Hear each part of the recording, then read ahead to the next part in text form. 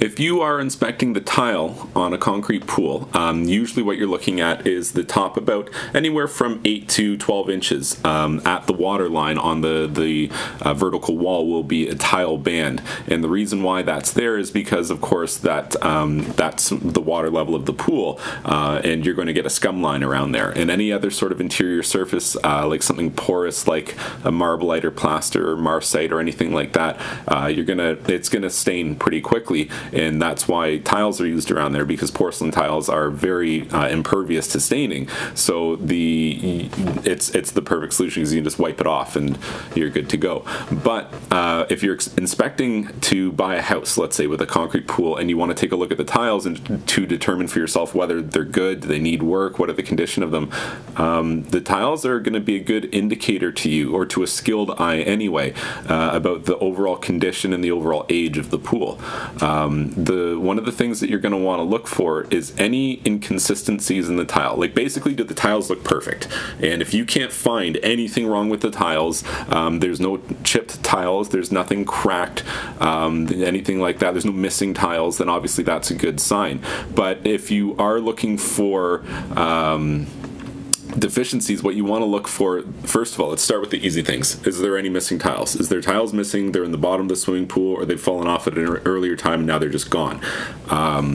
Why did the tile fall off? That's the question. And don't let anybody tell you, oh, you just said, yeah, a couple came off, you just got to stick them back on there. That's not how tiles work. Why did it fall off? Either it wasn't done right to begin with. For example, like when you install a tile, you're supposed to butter the back, which means that you take your trowel and you apply some of the thin set to it, and that makes sure that you get a whole bunch on there and that you've applied it with force and that it's really going to bond in there nicely. If you just had thin set up on the wall and stuck your tile to it, will the tile stay on the wall? Probably. It'll probably stay on the wall. Will it fail early? Probably. I mean, it probably will fail right away, in theory, like within the first year, if it's not been buttered properly. So if it's an older pool and all the tiles are on except for a couple, I don't believe that that's likely that was the case where they just missed that during the buttering process when they installed it. I feel that's more likely an indication of something going on with the substrate, or the substrate is the material that tile has been attached to. If it's been attached to nothing, or what it's been attached to is broken away, then it stands to reason that tile is going to fall off. So that's what I would be looking for first. Is there any tiles missing? And the precursor to tiles missing, maybe they're all there, are any delaminated? Are there any cracked or broken tiles? Tiles are incredibly strong, so if you have porcelain tiles in your pool and there's a big crack that runs through it, what happened to it? A lot of force was applied to that tile to make that happen. Could be that there was an imperfection in the tile, and then when the water froze or whatever, that could be a problem. Maybe you don't live in an area where you have freeze and thaw cycles, so that's not a concern.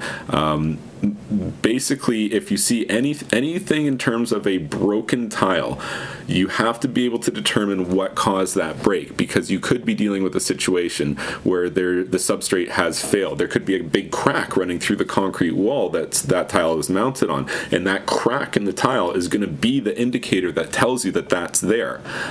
In addition to that cracked tile, so if the tiles are all there, I'm looking for cracked tiles. In addition to cracked tiles, which can be hard to see, you might see that cracked grout joints. Cracked grout joints are a little bit easier to visually see because the concrete in between the tiles has fallen away. Again, why has that happened? Maybe it wasn't applied right, or maybe it's just reached the end of its service life. Those are two things that could be the case.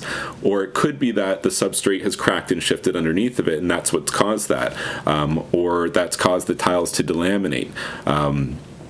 So you're looking for cracked tiles, you're looking for missing tiles, you're looking for grout joints that have fallen out. And when you find these things, you inspect those areas closely. You get down right on your hands and knees and you look close. Do you see any cracks running anywhere? And what you might find, a singular thing that might point you in a specific direction might be the growth of efflorescence.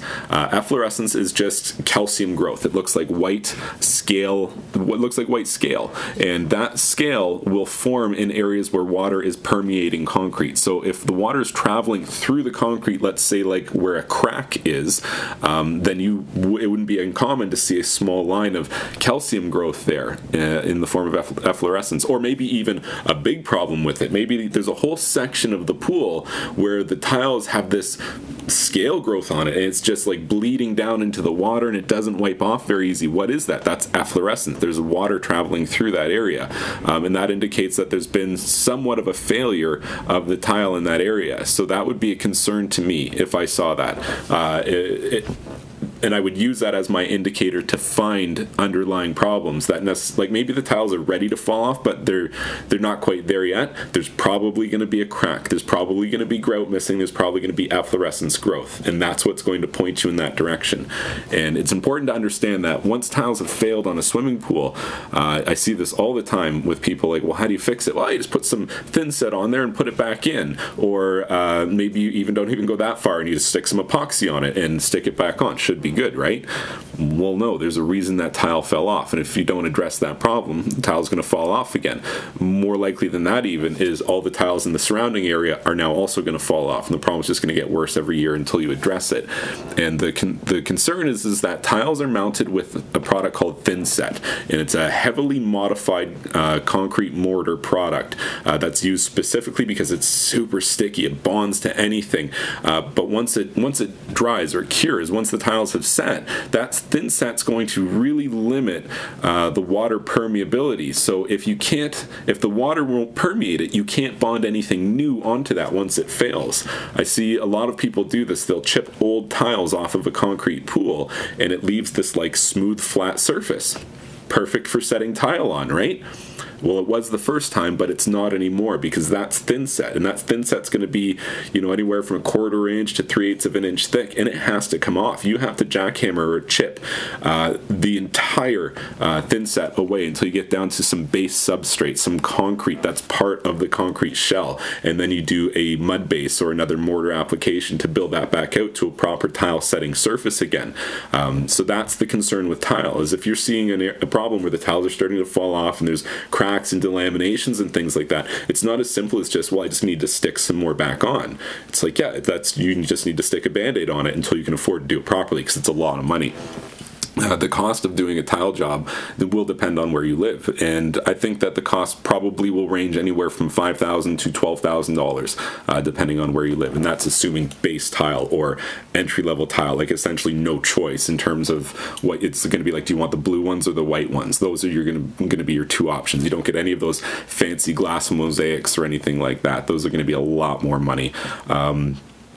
So, and it's even further to that, because what if you can't really do the tile without disturbing the marblite or the pool finish underneath of it? Or what if the concrete coping has failed as well? So now you're doing two projects. It's not just the tile. It could be the tile and the coping, or it could be the tile, the coping, and the interior surface of the pool are all going to need work as a result of these couple of tiles that are falling off.